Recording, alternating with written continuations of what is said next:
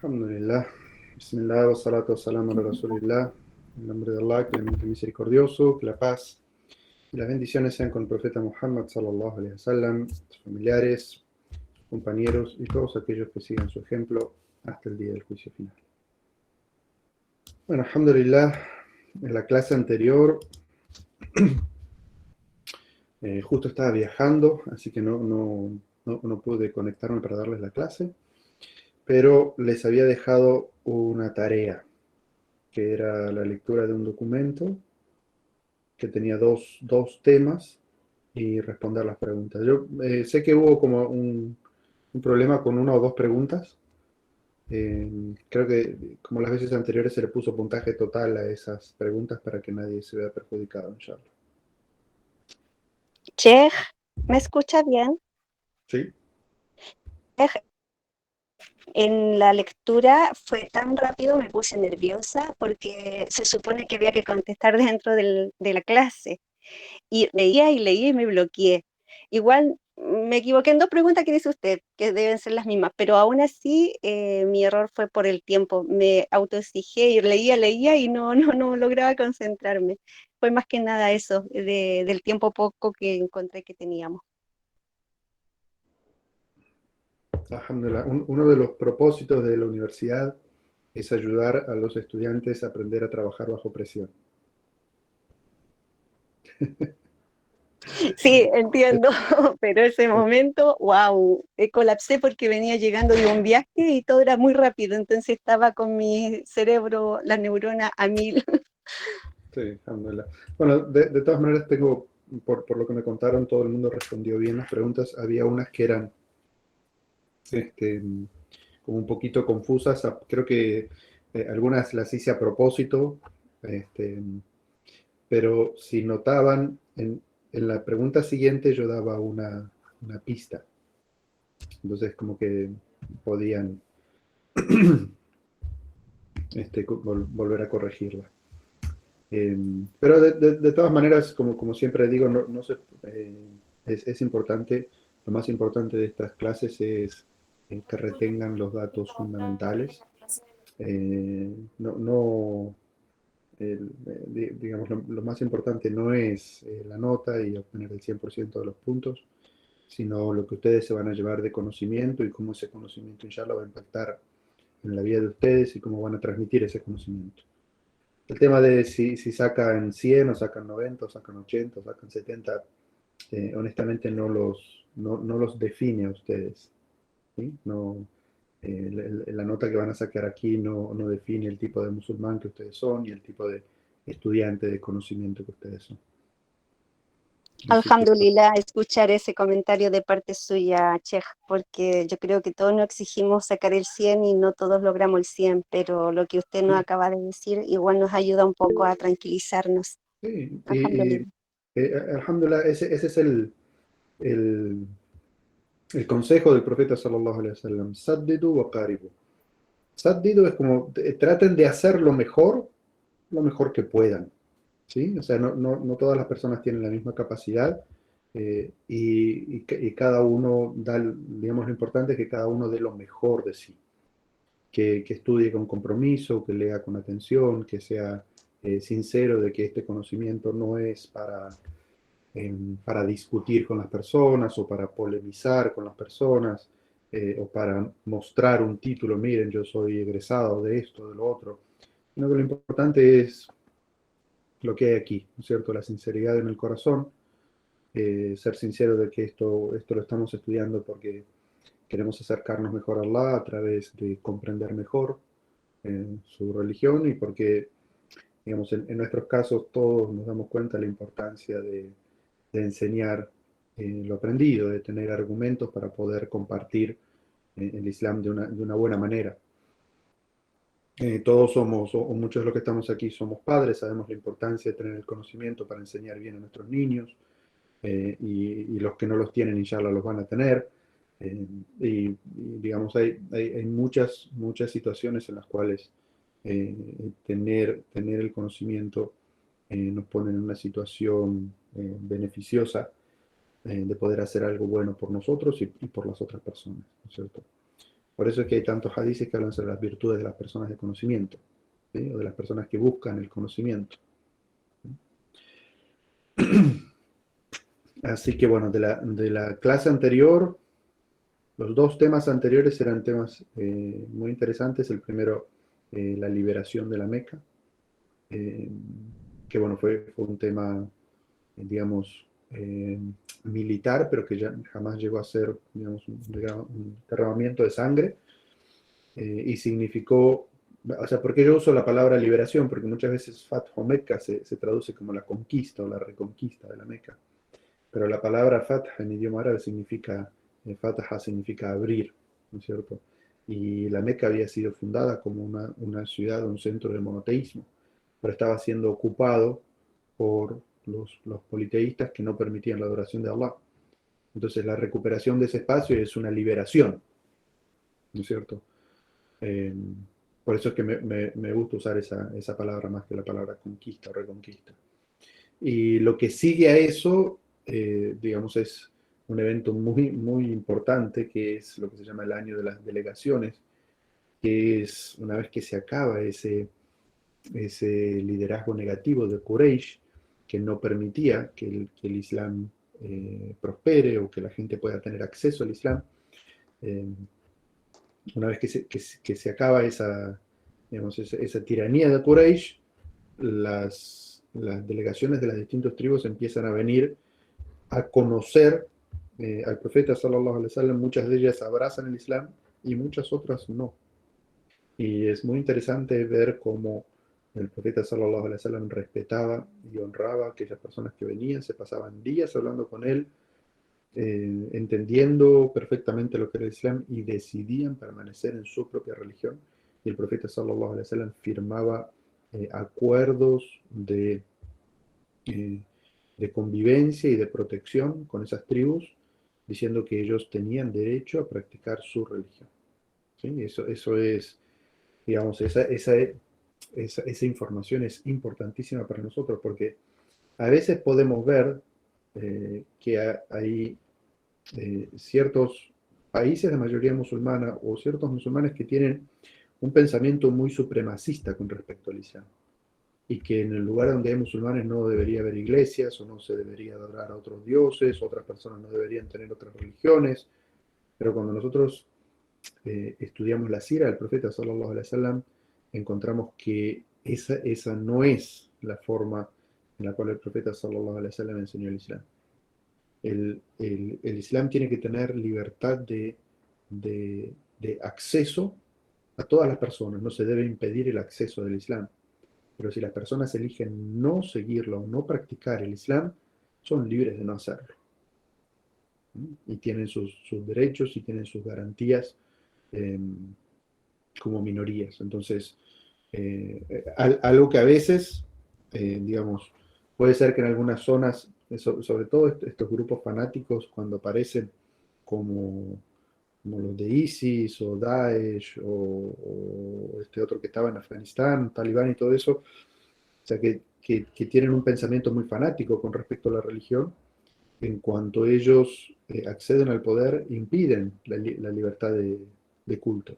Y lo que nosotros vemos en estas narraciones que están en la sira auténtica del profeta sallallahu alaihi wasallam no tiene absolutamente nada que ver con imponer y negarle a otras creencias su espacio de religiosidad. Y les comento algo que me llamó mucho la atención y fue algo, subhanallah, como muy positivo. Honestamente nunca lo había visto de esa manera.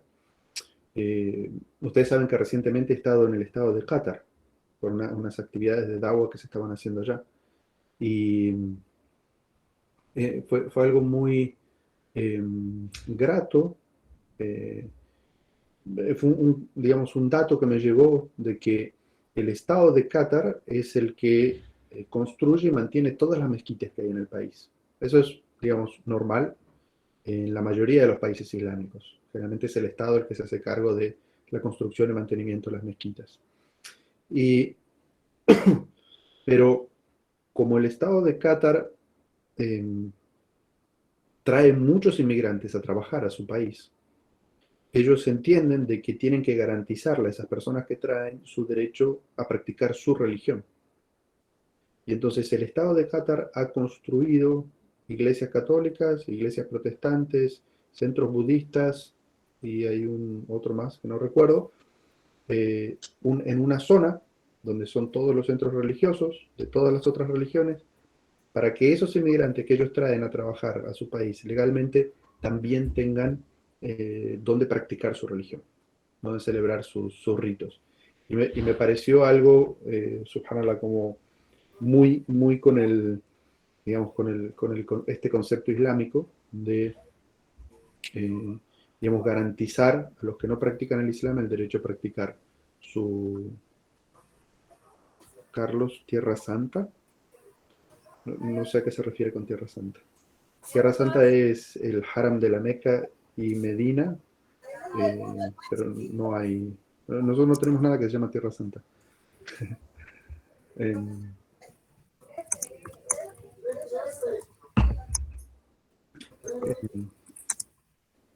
entonces, bueno, fue algo como muy agradable. No sé si de ese PDF de la clase anterior, alhamdulillah, por lo que me han comentado, la enorme mayoría respondió bien las preguntas en un porcentaje muy alto. Así que, inshallah, si les parece, pasamos al tema de hoy, que es un tema eh, interesante, pero también es un tema un poco triste en nuestra clase de hoy, porque tenemos dos temas que tratar en nuestra clase de hoy. Eh, Después de la liberación de la Meca, se hacen dos peregrinaciones, un año, el año noveno, es una peregrinación la cual es liderada por Abu Bakr y por Ali, anhu, y el siguiente año, el año décimo, el profeta sallallahu alaihi wasallam hace la peregrinación de despedida. Y a los pocos meses de terminar la peregrinación de despedida, el profeta sallallahu alaihi wasallam, ya de regreso en Medina, el profeta sallallahu alaihi wasallam muere. Entonces, esos son los dos temas que tenemos que tratar hoy, en nuestra clase de hoy, porque creo que esta es nuestra última clase temática, ya la próxima clase es una clase de repaso y ya luego vienen los exámenes.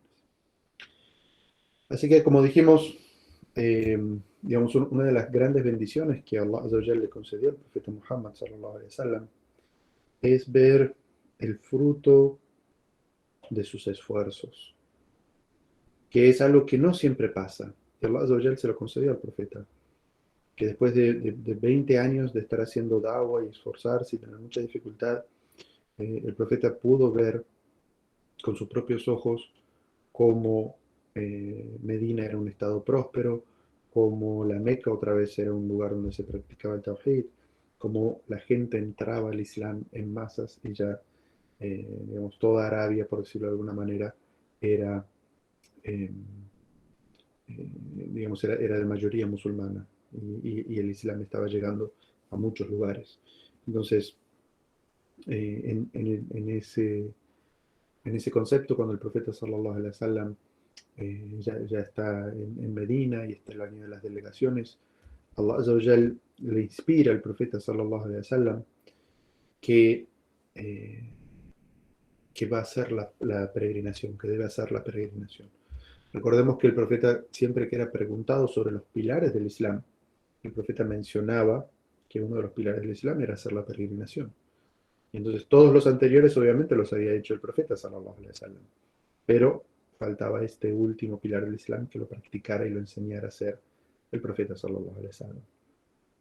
Entonces, el profeta anuncia que va a hacer la peregrinación, entonces cientos de miles de personas empiezan a llegar a Medina los días antes, más de un mes antes de que comience la peregrinación, con la intención de acompañar al profeta sallallahu alaihi wasallam a hacer la peregrinación. Hay narraciones que hablan de 114.000, otras que hablan de 124.000, otras que hablan de 144.000, que para aquella época, no sé si ustedes recuerdan que cuando hablábamos de las primeras batallas eran 300 personas, después eran 1.000 personas, digamos, eran cuando fue la conquista de la Meca, eran 10.000 personas, digamos, algo, un ejército nunca visto en Arabia. Ahora estamos hablando de una peregrinación de 100, 120.000, 140.000 personas.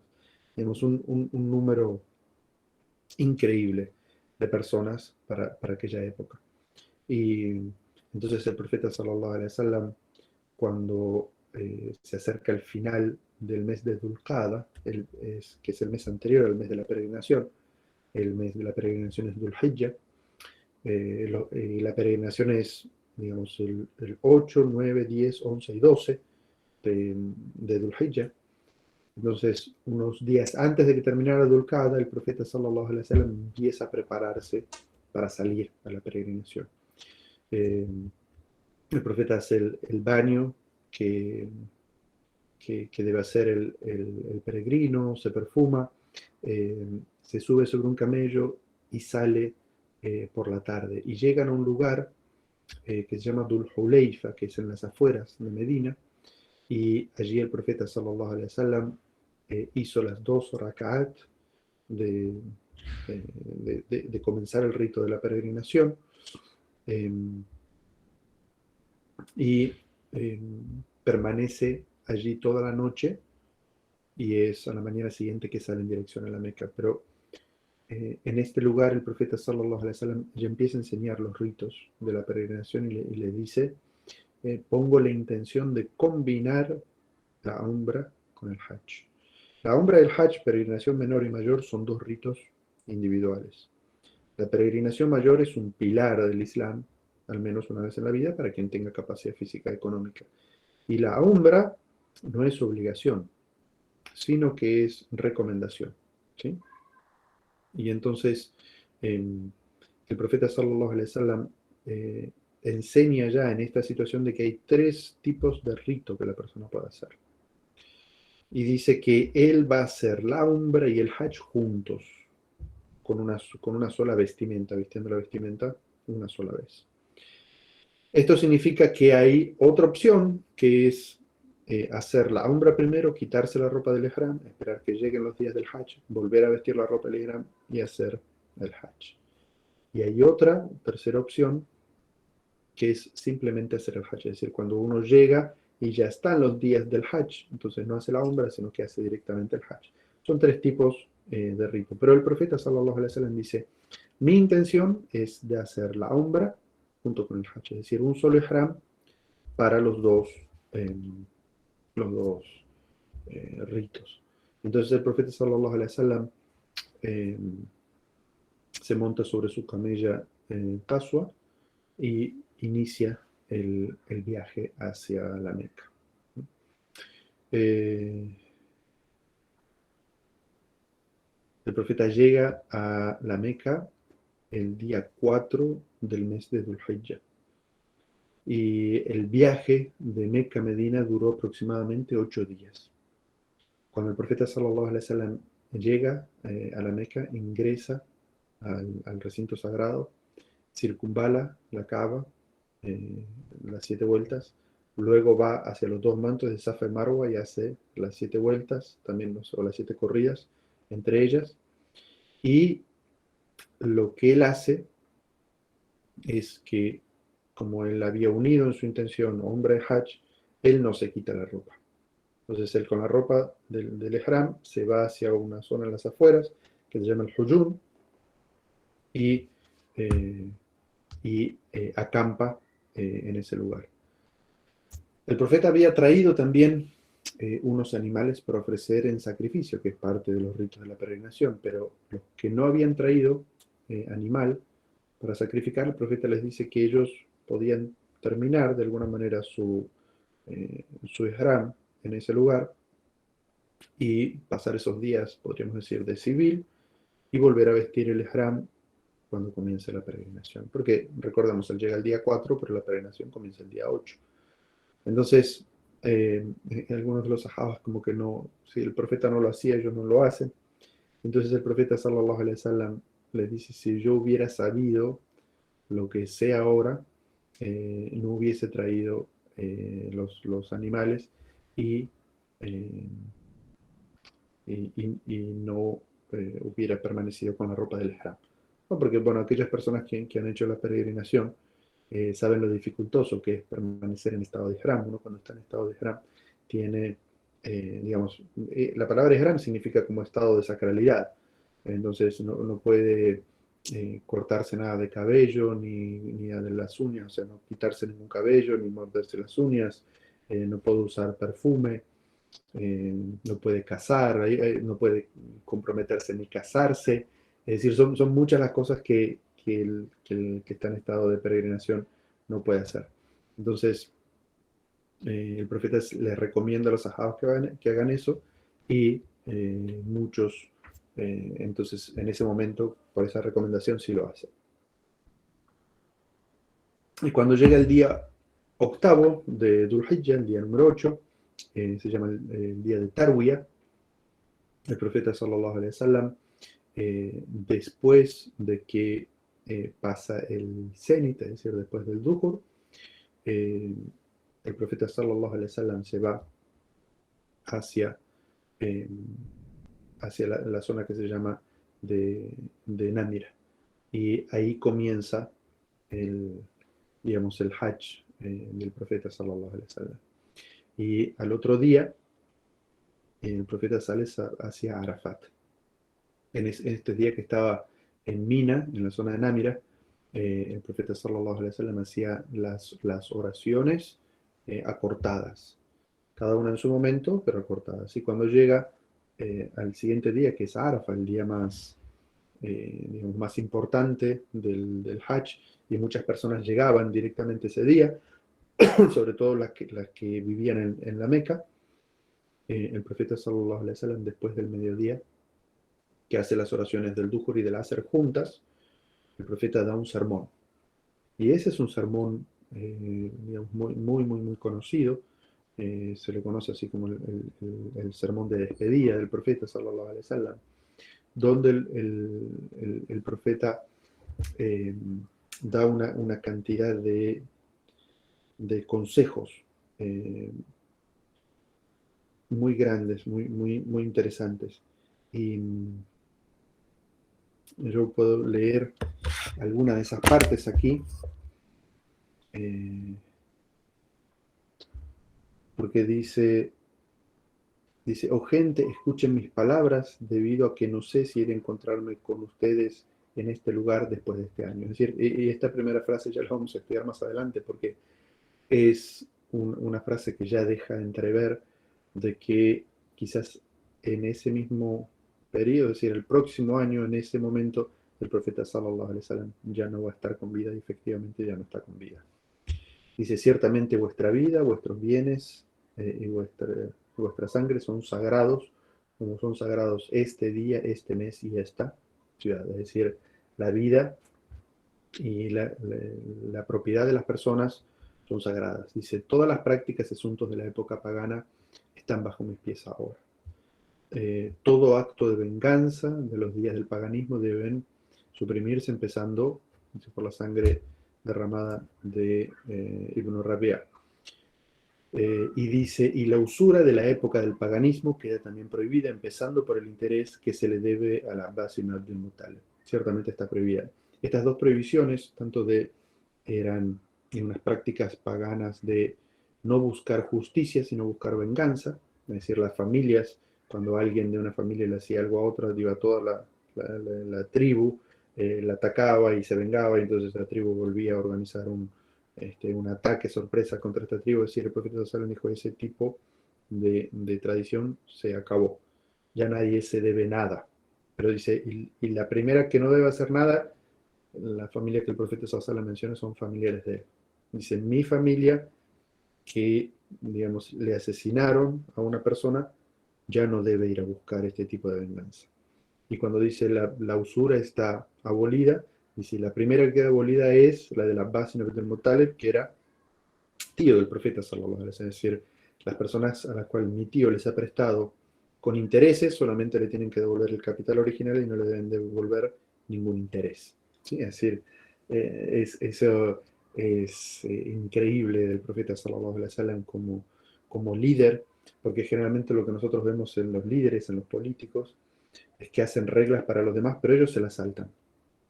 ¿Sí? Es como que las leyes son para los otros, no son para ellos. Y el profeta sallallahu alaihi wasallam, cada ley que pone, él es el primero que la practica. Su familia son los primeros que la tienen que practicar. ¿Sí? Es increíble eso del profeta sallallahu alaihi wasallam. Eh, Después viene aquel párrafo que dice: tengan temor de Allah en el trato a vuestras mujeres, ciertamente las han tomado bajo la promesa de Allah y son lícitas para vosotros por la palabra de Allah. Ellas no deben permitirle a nadie acercarse a vuestro lecho ni entrar en vuestras casas sin vuestro permiso, y si lo hacen pueden reprimirlas, pero no con severidad, deben alimentarlas y vestirlas acorde a lo reconocido. Ciertamente he dejado entre vosotros el libro de Allah y la sunna de vuestros mensajeros, y se aferran a ellas, nunca se desviarán. Dice: oh gente, no habrá ningún profeta después de mí, ninguna nación después de la vuestra. Así que les recomiendo adorar solamente a Allah, rezar las 5 oraciones, ayunar el mes de Ramadán, pagar el zakat de vuestros bienes de buena manera. Les recomiendo hacer la peregrinación a la casa sagrada y obedecer a aquellos que estén encargados de vuestros asuntos. Si hacen todo esto, entrarán al paraíso de vuestro Señor. Y hay muchas narraciones acerca de este sermón de despedida. Yo he hecho una jutba una vez juntando varias narraciones eh, y viendo todas como los párrafos que el profeta sallallahu alaihi wasallam dijo, porque hubo 2 momentos en los cuales el profeta dio sermones, uno, y el más importante es este, y entonces los sabios del Hadith han juntado todas las narraciones, bueno, yo he visto un libro donde están juntadas todas estas narraciones y lo traduje, hice una jutba, porque, eh, digamos, lo que tiene este sermón de despedida es como si uno dijera un resumen del Islam, de lo que es realmente importante en el Islam. Y, digamos, es como si el profeta por primera vez está delante de tantas personas, de tanta gente, y tiene la oportunidad de hacer llegar el mensaje completo, y tiene a todas las personas enfocadas ahí en ese momento, en ese rito que es el día de Arfa. Y entonces el profeta da este discurso tan grande que si uno lo analiza, eh, tiene, habla sobre todas las cosas importantes, realmente importantes del Islam. Y cuando el profeta termina de hablar, les dice: bueno, y si son preguntados acerca de mí, ¿qué dirán? Es decir, si Allah les pregunta acerca de mí, ¿qué van a decir? Es decir, el profeta estaba como preocupado sobre su misión, él sabe que le queda poco tiempo. Entonces, la gente así como responde diciendo: eh, daremos testimonios de que has transmitido y entregado el mensaje y nos has dado consejo sincero. ¿Sí? Entonces el profeta sallallahu alaihi wasallam hace así, ¿no? Allahumma fashhad, oh Señor, sé testigo de lo que ellos están diciendo, y digamos, esto lo dice 3 veces. Y mientras está sucediendo esto, Allah Azza wa Jalla le inspira al profeta sallallahu alaihi wasallam, le revela un versículo del Sagrado Corán, el cual hay cierta controversia si este es el último versículo en ser revelado en el Sagrado Corán, eh, porque, digamos, hay otra narración de que cuando el profeta regresa a Medina, descienden los últimos versículos sobre la herencia. Eh, pero, digamos, a nivel general, y el que habla sobre, digamos, cómo el Islam ha llegado a su culmine, es este versículo que Allah Azza wa Jal dice: Al-Yawma akmaltu lakum dinakum. Hoy he perfeccionado vuestra religión y completé mi favor hacia vosotros, y me complace para vosotros el Islam como vuestra religión. ¿Sí? Entonces, eh, hay una narración que dice que Omar ibn al-Khattab, claro, estaba muy cerca del profeta sallallahu alaihi wasallam, y cuando escucha este versículo por primera vez se pone a llorar. Se pone a llorar. Entonces le preguntan, le dice: Omar, ¿por qué estás llorando? ¿Qué has entendido de este versículo? Y dice: cuando una cosa está creciendo y alcanza la perfección, dice, lo único que le queda después es empezar a bajar. Entonces él había entendido de que obviamente si el profeta los había acompañado hasta la perfección, no quedaba mucho tiempo. de vida del profeta sallallahu alaihi wasallam, y de que el Islam había alcanzado su culmen y que a partir de ahí lo único que quedaba era como ir, podemos decir, en descenso, ¿no es cierto? Entonces, después de que el profeta termina eh, este discurso, Bilal hace el Adán y el Iqama, y el profeta sallallahu alaihi wasallam hace el Salah con todas estas personas, ¿sí? Después el profeta sallallahu alaihi wasallam espera en, eh, en Arafa hasta que se está por poner el sol. Entonces monta otra vez su camello y sale, y le dice a las personas que, que repartan agua, que, que, sean solidarias con las personas y que no se apresuren a salir. Recordemos que son cientos de miles de personas las que están haciendo la peregrinación. Y entonces el profeta sallallahu alaihi wasallam sale de, de, eh, de Arafa, y se dirige hacia Muzdalifa. Y en Muzdalifa el profeta sallallahu alaihi wasallam pasa la noche y descansa durante esa noche el profeta sallallahu alaihi wasallam, porque al otro día es lo que se conoce como el día del Eid al-Adha, pero que el peregrino no está celebrando, no llega a celebrar, sino que el peregrino lo que hace es salir de Muzdalifa, llegar hasta la zona del Yamarat, es decir, donde están los pilares eh, que recuerdan, digamos, las apariciones de Shaitán con Ibrahim, su hijo Ismael y su esposa Hajar, ¿cierto? Tentándolos en el momento que Ibrahim tenía que cumplir la orden de degollar a su hijo, y entonces el profeta sallallahu alaihi wasallam el primer día llega hasta lo que se llama el Jamrat al-Aqaba, digamos, el Jamra más grande, y arroja eh, siete, eh, siete, siete piedras, ¿sí? En cada una de ellas va diciendo Allahu Akbar, Allahu Akbar, Allahu Akbar, Allahu Akbar. Y ese es, digamos, el día en que el peregrino hace varios ritos. Eh, Primero hace de arrojar las siete piedras. Después hace el tawaf, que son siete vueltas alrededor de la Kaaba, y después hace los sacrificios, y por último se rasura la cabeza. En el caso de los hombres, o se recorta el cabello; en el caso de las mujeres es recortarse un poco el cabello, y abandonan la ropa del ihram. Eh, y hacen los sacrificios, ¿sí? Digamos, todos estos ritos, digamos, es un día muy exhaustivo, porque la gente termina muy cansada, porque son muchos ritos. Comienzan, el profeta rezó el Fajr en Muzdalifa, luego se quedó recordando a Allah hasta que el sol apenas salió, y desde ese momento y hasta el Maghrib el profeta sallallahu alaihi wasallam estuvo eh, haciendo todos estos ritos uno detrás del otro. Primero, como dijimos, él fue a tirar las siete piedras, después fue a hacer el tawaf, después hizo los sacrificios, y después se rasuró la cabeza y se quitó el ihram. Ahora, el profeta sallallahu alaihi wasallam dijo que estos tres, el de arrojar las siete piedras, hacer los sacrificios y dar las siete vueltas, la gente venía y le preguntaba que cuál podía hacer primero. Y el profeta decía: cualquiera que hagas primero no hay importancia, si puedes hacerlos en cualquier orden. Lo importante es que estos ritos se lleven a cabo en esta fecha. Y entonces, después el profeta sallallahu alaihi wasallam vuelve a Mina, y se queda en Mina durante 3 días. Cada uno de esos días, después del Duhur, iba y arrojaba las siete piedras a cada uno de los tres pilares. Esa fue, de una manera resumida,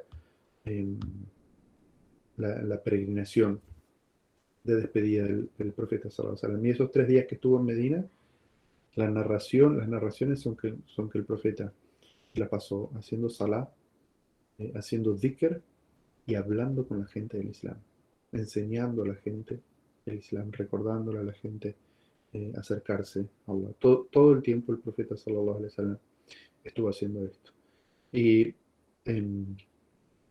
después de que el profeta termina de hacer eh, la peregrinación, pasa eh, unos días y eh, hace lo que se llama el tawaf al-wada, que es la circunvalación de despedida, y le dice a las personas que van a iniciar su camino de regreso a Medina. Es decir, el profeta sallallahu alaihi wasallam no se queda a pasar muchos días en la Meca, ni vuelve a la Meca, ni toma la Meca otra vez como residencia, sino que su residencia, desde que hizo la hijra, es en la ciudad de Medina.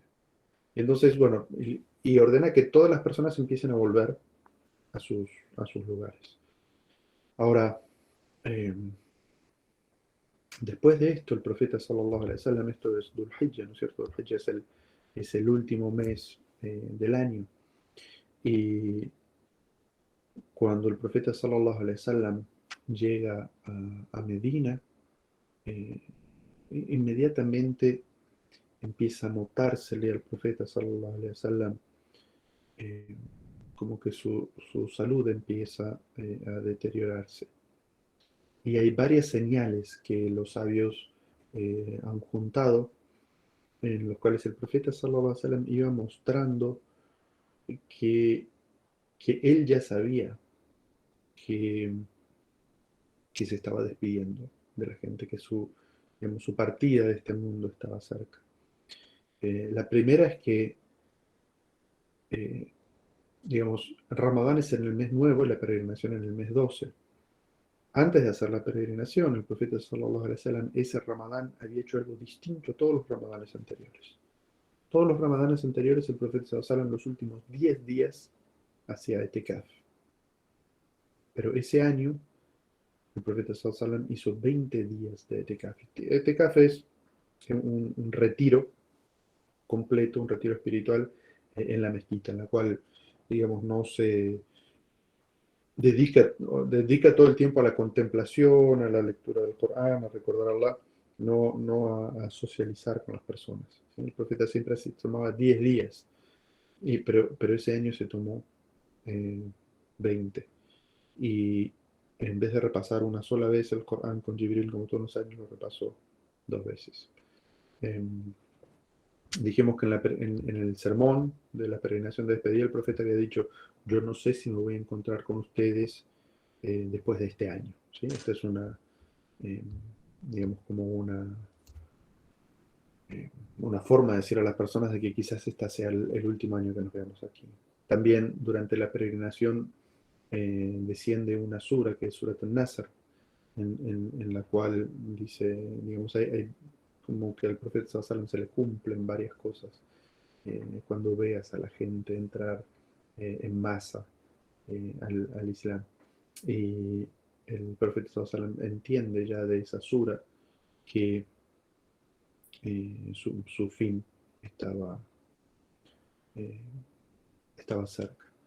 Hay algo que también sucede, y es que eh, en el mes de Safar, digamos, el primer mes del año después de la peregrinación es Muharram, después viene Safar. El profeta sallallahu alaihi wasallam sale de Medina y va a Uhud. ¿Se acuerdan que en Uhud fue donde tuvo lugar una batalla y eh, donde se enterraron los mártires de esa batalla? Entonces el profeta sallallahu alaihi wasallam va a la zona donde están enterrados los mártires eh, y, y hace, digamos, como una oración especial por ellos, y la gente que acompaña al profeta sallam narra de él unas palabras que, digamos, fueron como muy fuertes para ellos, porque eh, dice: ustedes nos han precedido y yo soy un testigo de vosotros. Es decir, ustedes murieron primero y yo soy testigo de lo que ustedes hicieron. Por Allah me encontrarán en la fuente muy pronto.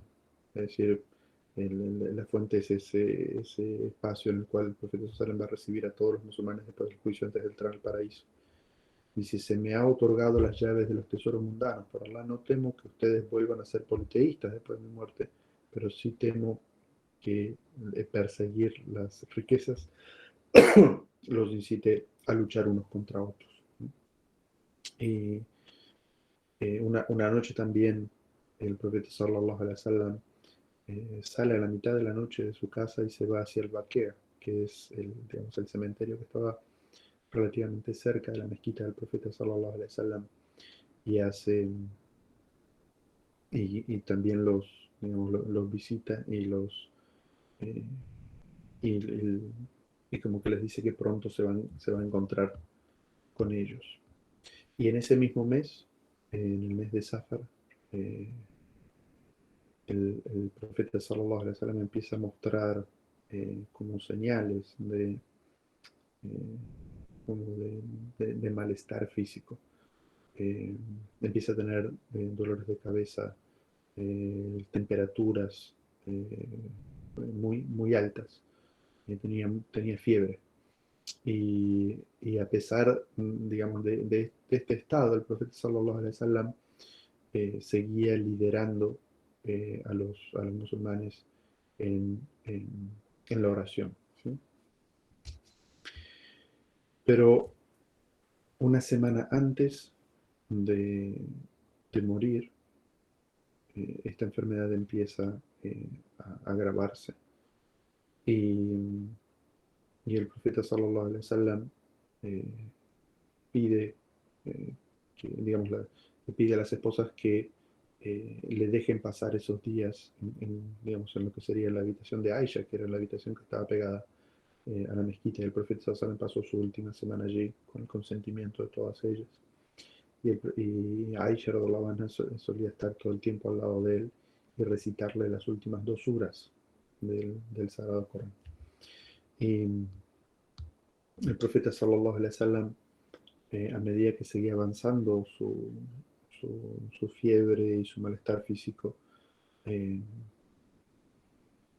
digamos, los sahabas, él estaba en la habitación pegada a la mezquita, pero ya, digamos, él ya no tenía fuerza para salir a rezar. Entonces, el profeta sallallahu alaihi wasallam, digamos, salía a rezar como apoyándose sobre los hombros de 2 personas, ¿sí? La mayoría de las veces eran el Abbas ibn Abdul Muttalib y Ali radhiallahu anhu, porque eran familiares de él, que ingresaban a la casa y los llevaban para que él dirija la oración, y algunas de estas oraciones las dirigió sentado, ya no se podía mantener de pie. Y sin embargo, el profeta sallallahu alaihi wasallam, digamos, en ese estado, seguía dando enseñanzas sobre, eh, sobre temores que él tenía. Y por eso, digamos, en esa situación, eh, el profeta sallallahu alaihi wasallam dijo que la maldición de Allah caiga sobre los judíos y los cristianos que han tomado las tumbas de sus profetas como lugares de adoración, ¿sí? Es decir, digamos, como una advertencia muy severa eh, a los musulmanes de que no tomen su tumba como un lugar de adoración. Es decir, era como un temor. En otra ocasión dijo, no hagan de mi tumba un lugar de adoración. Eh, Hubo una ocasión en la cual el profeta sallallahu alaihi wasallam dijo, eh, aquel que yo haya lastimado, le ofrezco mi espalda para que haga lo mismo. Y si de alguien he ofendido su honor, aquí estoy para que pueda resarcirse. Y en un momento dijo, y si tengo una deuda con alguien, por favor venga a cobrarla en este momento. Es decir, el profeta sallallahu alaihi wasallam evidentemente estaba como despidiéndose de este mundo, pero muy preocupado de irse, como uno podría decir, sin cargas de este mundo, no llevarse cosas para el más allá. Y también eh, aquel conocido hadith de que bueno, les dejo 2 cosas que si se aferran a ellas nunca se van a desviar con la sunna. Eh, y muchas otras hadices también en ese momento el profeta sallallahu alaihi wasallam eh, recomendó eh, tratar bien a los ansar, porque dijo, ellos me dieron asilo, ellos me protegieron. Entonces, como que la nación islámica le debe eh, ese reconocimiento y ese cuidado de los ansar. Y de sus últimas cosas también que dijo es el buen trato a la mujer, as-salat, as-salatu malakat aymanukum, o sea, estén como pendientes, preocupados de cumplir siempre con la oración y de cumplir con las responsabilidades de aquellos que están a su cargo. También, وَمَا مَلَكَتْ أَيْمَانُكُمْ, que también puede interpretarse como y liberen a todos los esclavos que queden, o sean justos con todos los esclavos que queden. Y de hecho el profeta sallallahu alaihi wasallam en esa situación también eh, compró esclavos y los liberó, y los esclavos que él tenía también los liberó. Eh, entonces, es como que el profeta sallallahu alaihi wasallam eh, como que se estaba preparando para irse de este mundo. Y ya llegó un momento en el cual, digamos, él no podía rezar. Y entonces eh, eh, le dijo a Aisha radhiallahu anha que le dijera a su padre que eh, dirigiera las oraciones, que fuera el imam. Digamos, nosotros decimos imam, que es el que dirige la mezquita, y la palabra que se utiliza para quien dirige digamos, gobernante, al gobernante también se le llama el imam, es decir, el líder, el que lidera. Y entonces, eh, a Aisha, que conocía la personalidad de su padre, le dijo, ordena que sea otra la persona que dirija, porque Abu Bakr es una persona muy sensible y en cuanto empieza a recitar el Corán se pone a llorar y la gente no va a entender lo que él dice. El profeta le decía, dile a Abu Bakr que dirija la oración a la gente. Y en vida del profeta sallallahu alaihi wasallam, Abu Bakr llegó a dirigir 17 oraciones, ¿sí? De 3 días y algo. Eh,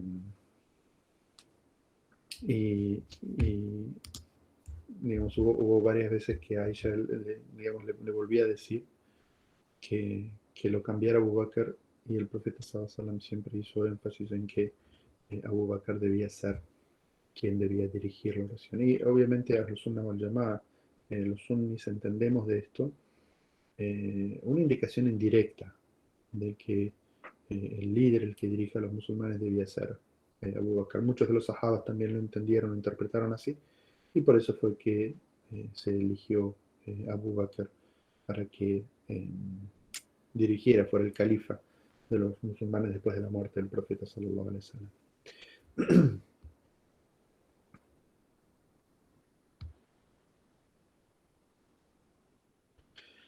El último día de vida del profeta sallallahu alaihi wasallam, cuando las personas estaban haciendo la oración del Fajr, el profeta sallallahu alaihi wasallam corrió la cortina, o sea, la puerta de su casa, y vio a las personas haciendo el salah. Y vio a Abu Bakr dirigiendo a las personas en el salah. Eh, y el profeta sallallahu alaihi wasallam eh, le sonrió. Es como ese gusto de sentir de que las cosas van bien o que las cosas están bien. No sé si a alguno de ustedes les ha pasado, pero como cuando uno es papá y le enseña algo a sus hijos y en un momento ve que ya no lo tienen que hacer bajo, digamos, la orden de uno, que uno le tiene que pedir que lo hagan, sino que lo hacen solo, ¿okay? Está caminando solo. Y el profeta sallallahu alaihi wasallam se sonrió así.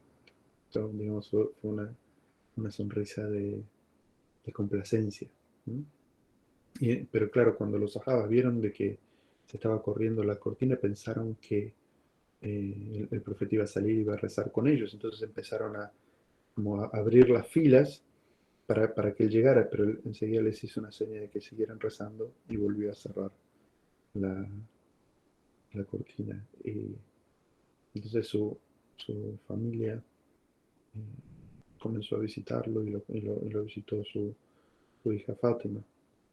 Y Fátima se acerca al profeta sallallahu alaihi wasallam y el profeta le hace una seña que se acerque. Él se acerca y le dice unas palabras en secreto. Y, y entonces eh, ella eh, primero se pone triste, se le caen unas lágrimas y después se sonríe. Y entonces Aisha después va y le pregunta a Fátima y le dice, Fátima, ¿qué fue lo que te dijo el profeta sallallahu alaihi wasallam que lloraste primero y sonreíste después? Y, y dijo, lo primero que me dijo es que ya no se recuperaría de la enfermedad y que iba a morir, y eso me hizo llorar. Dice, pero luego me dijo que yo sería la primera de su familia en seguirlo, y entonces me alegré porque iba a volver a verlo. Y entonces, cuando, cuando eh, Fátima está ahí con el profeta estaba ya sufriendo la agonía de la muerte, el dolor, la fiebre, el dolor de cabeza. Y ella dice una frase como, cuánto sufre mi padre. Es como una frase de, ¿no? de una especie de queja, de dolor de hija. Y el profeta sallallahu alaihi wasallam le dice, tu padre dejará de sufrir después de este día, como si ya es este día, es lo último que queda. Y el profeta sallallahu alaihi wasallam pide que le traigan al Hassan y al Hussein, sus nietos. Entonces los abraza y los besa. Eh, y también pidió ver a sus esposas y a todas ellas también como que la saluda y se, y se despide de todas ellas. Y hay eh, digamos, una narración de Aisha de cómo, eh, de cómo muere el profeta sallallahu alaihi wasallam. Porque Aisha dice, uno de los favores que Allah me concedió es que el profeta sallallahu alaihi wasallam murió en mi casa, eh, y murió entre mi pecho y mi cuello porque lo tenía abrazado el profeta sallallahu alaihi wasallam en su regazo. Eh, y, y, y el profeta sallallahu alaihi wasallam profirió digamos, como sus últimas palabras eh, prácticamente en el oído de Aisha.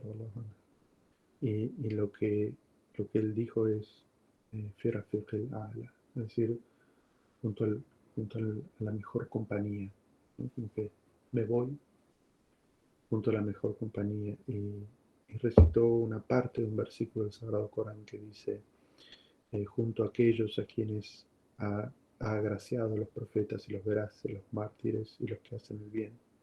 Oh Allah, perdóname y ten misericordia de mí y úneme junto a la mejor compañía. Entonces, luego de, de decir estas palabras, el profeta sallallahu alaihi wasallam fallece el día 12 del mes de Rabiul Awwal, ¿sí? En el año 11 de la Égira. El profeta sallallahu alaihi wasallam tenía 63 años eh, cuando murió. Eh,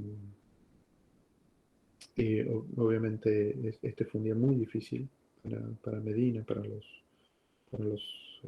compañeros del profeta sallallahu alaihi wasallam, al punto que hay una narración de Anas que dice, nunca presencié un día tan feliz o tan luminoso como el día en el cual el mensajero de Allah sallallahu alaihi wasallam llegó a Medina.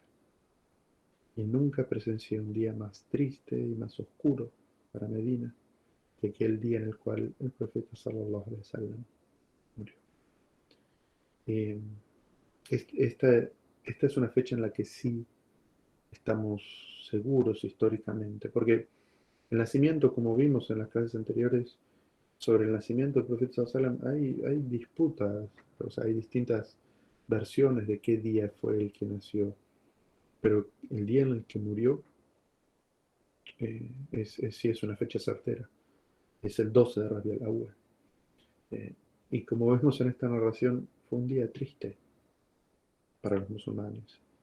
Y cuando los musulmanes recordaban la muerte del profeta sallallahu alaihi wasallam, sus ojos se llenaban de lágrimas.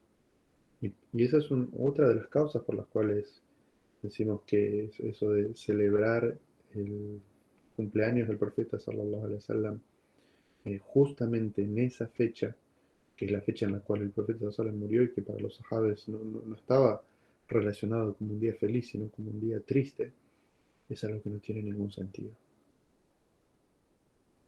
Justamente en ese día, que es un día el cual, eh, digamos, los sahabas fue un día triste para ellos, eh, hacer una celebración y una fiesta es algo que digamos, no es correcto. Así que bueno, este era el tema que de alguna manera tenía que eh, hablar con ustedes hoy. Este es el último, eh, la última clase en la cual hablamos sobre algún material nuevo. Hemos de una manera muy resumida eh, estudiado toda la biografía del profeta Sallallahu de una manera introductoria, obviamente sin entrar en la discusión de las fuentes y ver distintas alternativas o entrar en muchos detalles, porque bueno, este fue un cuatrimestre eh, corto en el cual tuvimos que ocurrir muchísimo material, pero alhamdulillah creo que nos llevamos como eh, una pincelada de la vida del profeta sallallahu alaihi wasallam. La pregunta Marwa, si no vamos a estudiar los califatos, en esta clase no. Eh, Probablemente tengan en algún otro momento alguna materia que sea el estudio de la vida de los califas rectos. Deberían tenerlo, pero en esta materia no, esta era sobre la vida del profeta.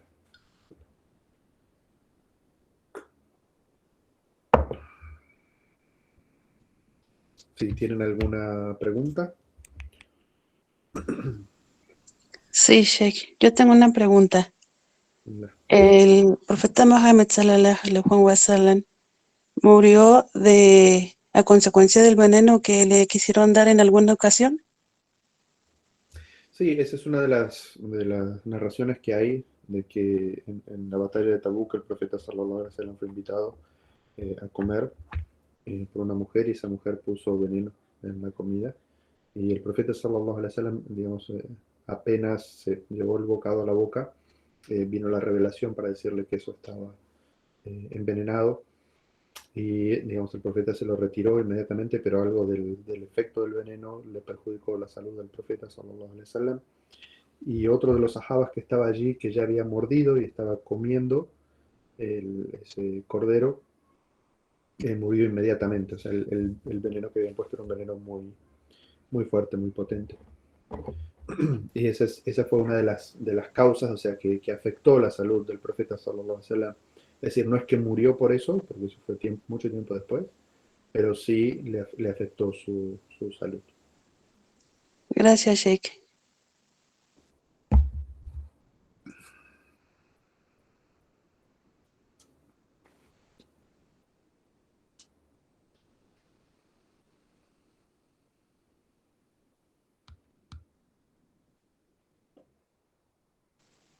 Si creemos que fue el veneno, es contradecir la predestinación de Allah. No entiendo por qué sería contradecir la predestinación de Allah.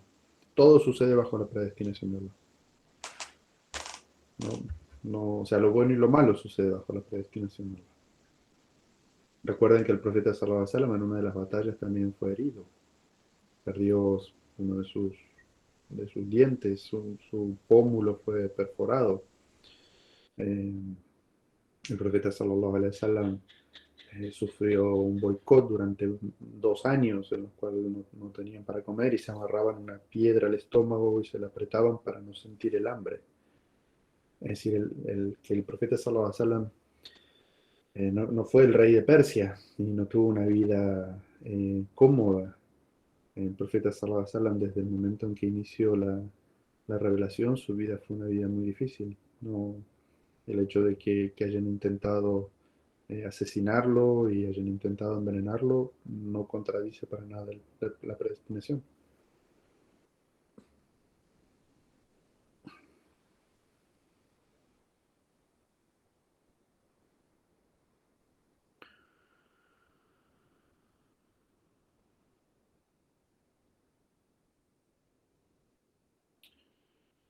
Ujú.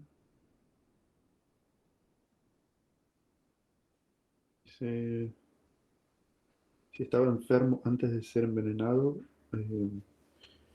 no, pues como cualquier ser humano, el profeta sallallahu alaihi wasallam podía tener alguna enfermedad, pero digamos, en este caso, eh, el hecho de que digamos, el veneno le haya eh, eh, eh, producido algo en su salud, evidentemente, eh, de- podemos decir que debilitó su salud y eso fue causa de que muriera. Ahora, lo que sí sabemos es que si el profeta sallallahu alaihi wasallam murió es porque sí estaba predestinado que el profeta tenía que morir en esa fecha.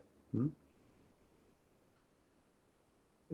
Dice el Hajjatul Wada, el profeta no fue entre los montes de Safa y Marwa, por supuesto que sí. Eso se hace en el día del Nahar, ¿sí? La corrida entre los montes de Safa y Marwa se hace después del Tawaf.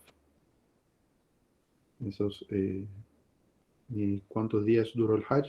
El Hajj dura el día 8 que se va a Mina, el día 9 que se va a Arafat, el día 10 que es el día de los ritos, y después está 11 y 12 que son obligatorios en Mina, y el día 13 que es optativo. Entonces, la peregrinación dura 5 días obligatorios y un día recomendado. El profeta Sallallahu obviamente hizo este día recomendado también.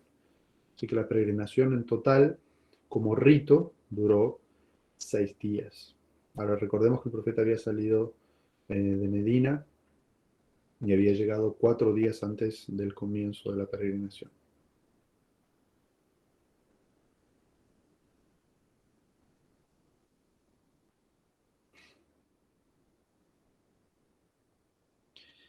Y él sabía que Fátima era la siguiente, creo que es duro saberlo también. Bueno, eh, recordemos que Fátima era la única hija que le había sobrevivido al profeta, sallallahu alaihi wasallam. Todas sus otras hijas y sus hijos habían muerto en vida del profeta, sallallahu alaihi wasallam. En ese aspecto tampoco fue una vida fácil. Eh, pero, digamos, obviamente, eh, el musulmán, y más en el caso del profeta, nosotros no vemos la muerte como algo terrible. O sea, más cuando uno tiene la certeza que tenía el profeta sallallahu alaihi wasallam sobre la vida del más allá, eh, él se lo comentó como algo, como que, bueno, nos vamos a separar, pero nos vamos a volver a ver pronto. Es decir, no se lo comentó como algo triste o algo fatídico, ¿no? O sea, porque el profeta Sallallahu nos enseñó muchas enseñanzas de que, bueno, esta vida es una etapa, o sea, hay etapas previas y hay etapas posteriores. Y en un hadith dice, sean como el viajero en esta vida, que se detiene bajo la sombra de un árbol y luego sigue. Es decir, que esta vida es como ese periodo en el cual uno se detiene debajo de la sombra de un árbol para descansar y luego sigue. Es decir, en el viaje, imagínense lo que duraba un viajero en la vida del profeta Sallam, ¿cuánto era que la gente se sentaba a descansar? Unos instantes, o sea, unas horas. Él quiso que nosotros viéramos esta vida como eso, como que no era lo principal de nuestro viaje. Esta vida era solamente un espacio corto. Entonces, de esa manera el profeta Sallallahu quería que nosotros viéramos esto, es decir, que no nos aferráramos tanto a esta vida, a lo material, porque esta vida, si bien tiene un propósito muy importante, que es la de obrar para poder ganarnos el paraíso, esta vida con respecto a la otra es ínfima. ¿No? Entonces, incluso eso sirve mucho en el momento de que uno está pasando por dificultades o dolor. Saber de que sí estoy pasando dificultades o estoy pasando dolor, pero comparado con el resto de mi viaje, esto es un instante. Yo me acuerdo que hace unos meses tuve que dar una jutba en la que estábamos hablando sobre la vida del más allá y hay un hadith que siempre me ha afectado mucho. Es un hadith muy fuerte, dice que eh, el día del juicio final, Allah Azza wa Jal va a tomar a aquella persona que tuvo la vida más muna'am, dice en idioma árabe, que es como la vida más bendecida, la vida más fácil, la vida más, el que tuvo, creo que en español decimos que nació en cuna de oro, ¿sí? O sea, aquella persona que disfrutó todos los placeres y todas las dificultades y todas las facilidades de esta vida. O sea, esa persona, la más, ¿sí? De toda la historia de la humanidad, Allah la va a ingresar un segundo en el infierno, un instante, y la va a sacar. Y le va a decir, ¿te acuerdas de digamos, de algo bueno que has vivido en la vida? Y esta persona va a decir, no, jamás. Es decir, un instante en el infierno hace olvidar todas las facilidades que uno puede haber tenido en esta vida. Y luego Allah va a tomar a aquella persona que tuvo la vida más difícil en esta tierra y lo va a ingresar por un instante en el paraíso. Y luego le va a preguntar, ¿te acuerdas de alguna dificultad que tuviste en tu vida? Y esta persona va a decir, después de haber disfrutado un instante en el paraíso, no, Señor, no recuerdo de haber sufrido ninguna dificultad. Entonces, esta vida para nosotros es parte del camino. ¿Sí? Y por eso, digamos, en ese aspecto la entiendo a Fátima, decir, bueno, es triste saber, padre, que te vas, te voy a extrañar, pero es una alegría saber que te voy a ver pronto. Esa de alguna manera es como la traducción de esas lágrimas y esa sonrisa de Fátima.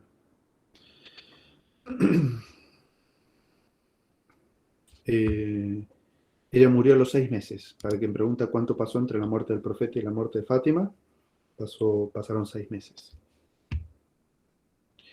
La hermana Liliana Gladys pregunta, ¿él sabía que iba a morir? ¿Los profetas saben cuándo van a morir? Sí. Los profetas son avisados tiempo antes que ellos van a morir.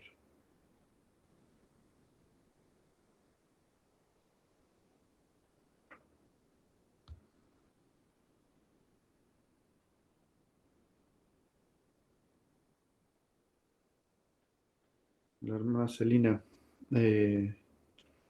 pues yo me acuerdo que, subhanallah, la primera sira que yo leí, tenía meses de ser musulmán. La primera sira que leí fue la de Martin Links, era la única que estaba disponible en fotocopias. Y fue un libro que leí creo que en 10 días, porque uno empezaba a leer y no podía dejar de leer. Y cuando llegaron los últimos capítulos, donde son la muerte del profeta sallallahu alaihi wasallam, eh, uno no podía evitar llorar como un niño. Está narrado de una manera muy especial. Eh, si bien digamos, orden cronológico que yo seguí para la clase de hoy está tomada del libro Rahat al-Maktum, el Néctar Sellado, les recomiendo mucho leerlo en el libro de Martin Links, porque lo narra de una manera eh,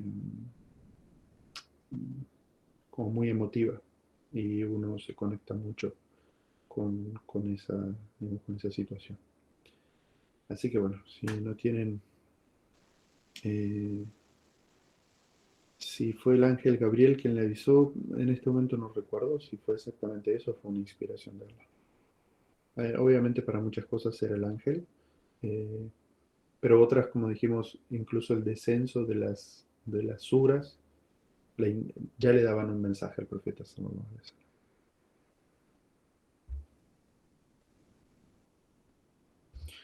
La hermana Fabiola, ¿puede usted facilitarnos el PDF?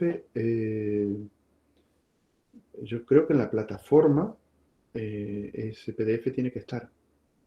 Si no, le podemos pedir a la hermana que es la secretaria que lo vuelva a compartir en el grupo, que creo que en el grupo de WhatsApp también fueron subidos los archivos, pero si no, creo que alguien lo puede compartir de vuelta en el grupo, por favor.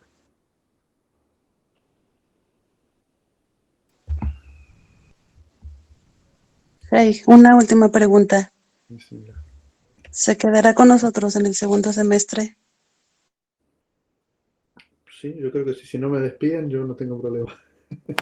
Sí, Ah, sí, mashallah, mashallah. sí, Sí, sí. por favor. Es muy hermosa su clase, Sheikh. Nos encantaría que se quedara con nosotros el segundo semestre. Con mucho gusto. Con mucho gusto. Hombre, este espacio de enseñar la sira del profeta es algo que no, digamos, no es muy habitual en mí, como ustedes saben. La mayoría de mis clases son sobre tafsir. De hecho, bueno, estos libros que están aquí atrás, estas dos pilitas de libros, Sí.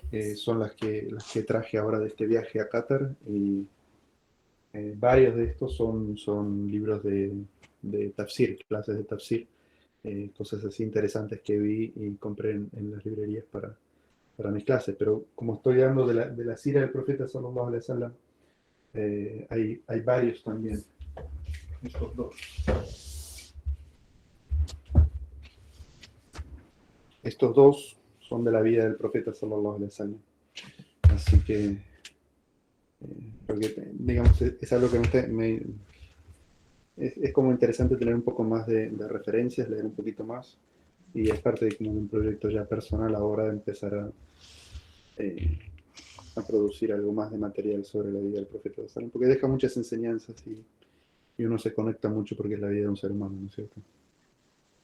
Sí, Sheikh. Barakallahu fik. Salam alaikum wa rahmatullahi wa barakatuh, Sheikh. Y un saludo a todos los hermanos. Yo quisiera expresar unas palabras, dos, por mi parte. La verdad es un honor adquirir el conocimiento de usted, la vida del mensajero Allah, alayhi salatu salam, y los conceptos que nos ha vertido al principio de la clase en relación al esfuerzo y al resultado del examen que uno pueda realizar.